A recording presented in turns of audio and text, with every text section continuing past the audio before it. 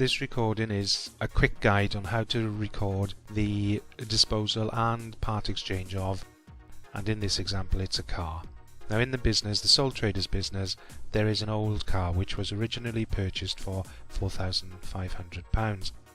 It had accumulated depreciation or depreciation for, let's just say, 1 year, and the net book value at the end of that period was £3,600. Now the sole trader wants to buy a new car, and the new car purchase price is £10,000. The car dealer has offered to take the old car and part exchange it with the value of £3,000, meaning that the sole trader will have to pay in cash £7,000 for the new car. So this is the quick guide to the double entry to record a disposal with part exchange. And the steps involved are steps part 1, 1A, remove the old car from the asset at cost account. Here we can see the car at cost account. Of course the vehicle will be recorded in a non-current asset account, but just for clarity here I've just called it the car at cost. It is an asset account, it's a non-current asset. When the original car was purchased, the old car, it cost £4,500. Clearly cash was paid because the reference is the bank account. So when the car was bought, so to remove the car from the asset account, it'll be no longer an asset of the business, it's no longer a non-current asset. Quite simply, we've got a debit here of the cost account. We need to credit the cost account to clear this account. And so to do that, we put credit with these details. The note here is just a reference note. The old car, the original cost, and the other side of the double entry, the reference, is the disposals account. So we're going to open the disposals account in a moment, and you can see now that this account is balanced. There's nothing. If we took a balance on this account right now, there'd be nothing to bring down. So we've opened the disposal account, and we need to finish the double entry for disposing of the old vehicle, the old car, and this is the way that we do it. We enter the note is referenced in the old car. The double entry cross reference is the car at cost account, which we just put a credit in, so we need to put a debit in the disposal account, and there it is. We've now removed the car from the asset accounts. And if we go back to the steps part 1, 1A, there we can tick this off. We have now removed the old car from the asset at cost account. So step 1B is to remove the old car's accumulated depreciation. Remember that was £900. So to do that, we need to go over to the accumulated depreciation account. So this is the accumulated depreciation account. You can see that the old car has already had let's just say a 12 months worth of depreciation, and it is recorded here. So the old car cross-reference for the double entry that is already recorded in this account is the £900 depreciation expense incurred on the car for the let's just say 12 months that the sole trader has had the car. But this now needs to be removed, and so obviously there's a credit here, so we need to put a debit in to remove the accumulated depreciation. So we'll just put the debit in now, the accumulated depreciation, to remove that £900. Looking at the accounted balances, if you took a balance on this account now, there would be nothing to bring down, and essentially the accumulated depreciation account relating to the old car is now 0. The accumulated depreciation account is known as a contra asset account, so it's an asset account with a credit balance. This is why when you see it, where you would normally expect to see a debit balance, you see a credit balance. So we've put in the debit for the £900 to clear the accumulated depreciation account, but we still haven't done the other side of the double entry, which is the disposals account. So we need to put that £900 into the disposals account. So let's just put the accumulated depreciation into the disposals account to complete the double entry. So let's just put the accumulated depreciation and record it into the disposals account so that we can complete what we need to do with the accumulated depreciation for the old vehicle. Okay, we've put the accumulated depreciation for the old vehicle into the disposal account. This now finishes what we need to do to the accumulated depreciation disposal in the disposal account, and also the accumulated depreciation account in respect to that old car. So if we go back to the steps that we've been following, then we've completed step 1B. We've removed the old car's accumulated depreciation, so we can tick that one off. So the next step is the part 2. Now this is an interesting part because I'm calling it consideration received and consideration given, or consideration given and received for the old car. And that's the way I think about it, and that's the way I remember it. Consideration apparently means something of value. So let me explain that in a moment. So we can see that the new car, to purchase the new car, the car dealer wants £10,000. So the car dealer is prepared to accept cash of £7,000. Let me just put that in. And then of course there's a £3,000 missing. Now that's not a cash transaction, you see, because it's part exchange. So I'm calling it consideration, because the seller is receiving, the sole trader is receiving a value of £3,000, but it's not cash.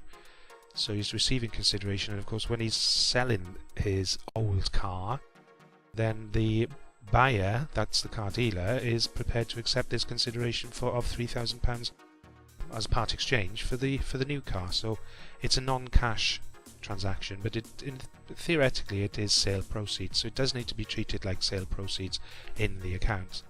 I don't know what other people might call it, but I call it consideration. Going back to the steps that we need to do, step 2A, consideration, record consideration received for the old car. So let's go and do that now, starting with the car at cost account. So here we are with the car at cost account, and we're dealing with the new car. So let's see what we need to do. We need to put in the consideration for the old car, and we need the new car, the money actually paid. Well, we need to make sure that the asset, the non-current asset, has a value of £10,000. Now, it's fairly simple with the cash paid. You simply put that in as the £7,000 cash paid, but of course the asset has a value of £10,000 and it's got £3,000 of consideration. So we need to put the £3,000 in there to make sure that the asset, the new car, the £10,000 value of the new car is reflected in the accounts, and so that's the way to do it. Now, thinking about the consideration in a certain kind of way, and the way we need to record it is that in effect the £3,000 consideration is sale proceeds, although it's non-cash sale proceeds. So sale proceeds on disposal go into the disposals account. So the cross-reference for double entry for the consideration of the £3,000 is the disposals account. So here we are in the disposals account, and I'm just going to put in the old car sale proceeds if you like, although again it wasn't a cash transaction, but there was value of £3,000 which the seller, the car dealer, was prepared to accept for the old car in part exchange. So that deals with the £3,000. And we've just done step 2A because we've recorded the consideration received for the old car. Now we need to record the new car at full value in the car at cost non-current asset account. Well, we've kind of already done that, because we just here you've got the £3,000 which we've dealt with, and of course the cash paid was £7,000. So when the sole trader pays for something out of the bank account, it's recorded in the bank account, so the sole trader will have paid on a particular date £7,000. Now the car at cost asset account, clearly the 4,500 is no longer there, and we've clearly now got £10,000 of value in that account. So as we say, there is £10,000 of value on that account, in that account right now.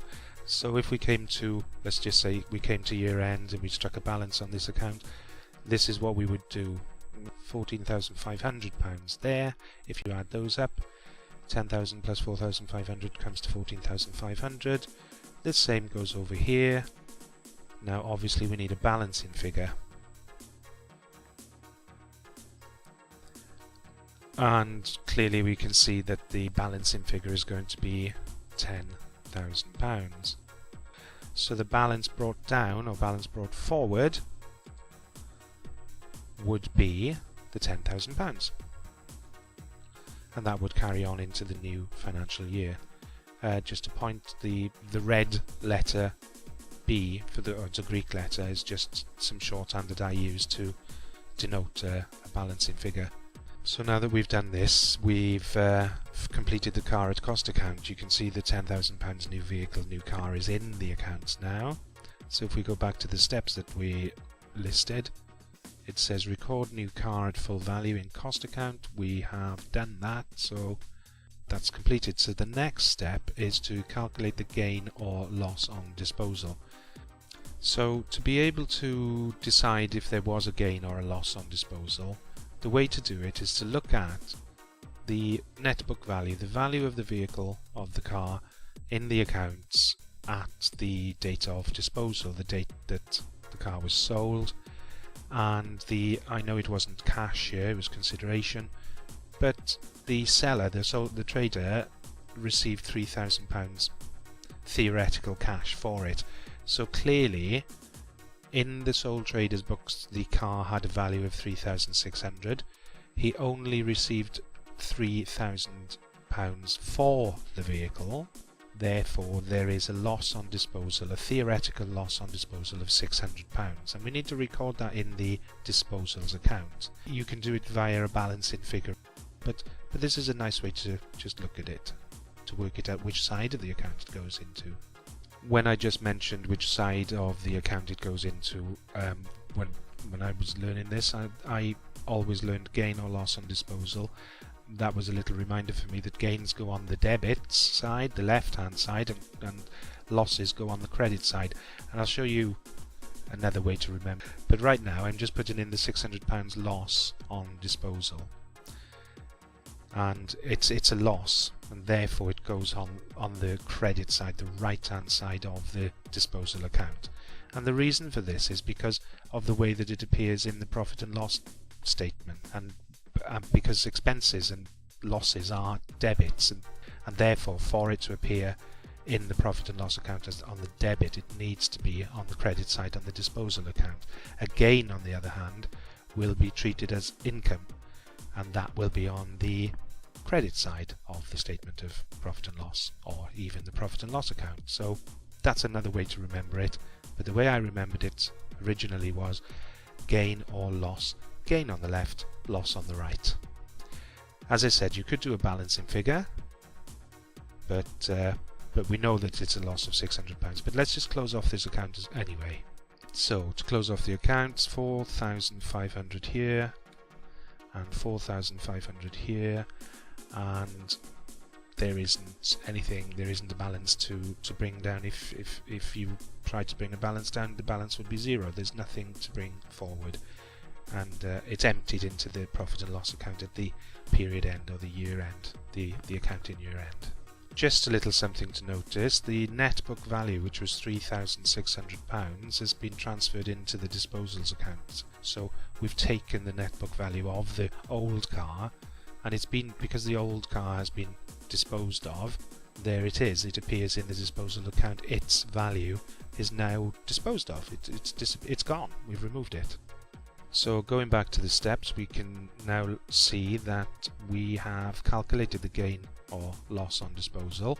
That was £600, and we have closed off the disposals account, emptied its balance into the profit and loss account. So no, we haven't done that yet. So I'm going to transfer the gain now, the loss, to the profit and loss account. So here we can see the loss on disposal, and the double entry for that. The other side of the double entry, the debit, will be to the profit and loss account. I've only got an extract here, but if this was a full profit and loss account, you would see this £600 as an expense, as a debit on the profit and loss extract. So here's the profit and loss. It's just an extract, and we need to finish the double entry. So there we can see the old car, the loss on disposal. The cross-reference, the other side of the double entry, is the disposals account, and the value is £600. That was the loss on disposal. It's treated as an expense in the profit and loss. So there it is, and that's completed. The transaction is now fully recorded in the accounts of the sole trader. So to finish this off, we have transferred the gain. In fact, we've transferred the loss to the profit and loss account, and that's finished it. Let's take a look now then at the car at cost account, just as a quick summary. So we can see the car at cost account has recorded the purchase, recorded the disposal of the old car and the purchase of the new car. Even though there was only £7,000 in cash paid, there was consideration of £3,000, which was sale proceeds, although it was a non-cash transaction. The accumulated depreciation account is clear. We've removed the depreciation expense of the old car, and we haven't put any new depreciation expense for the new car just yet, although as time goes on that would need to be entered. The disposal account is balanced. The £600 loss on disposal has been transferred over to the profit and loss account. The disposal account is now finished. So that's how to record a gain or loss on disposal.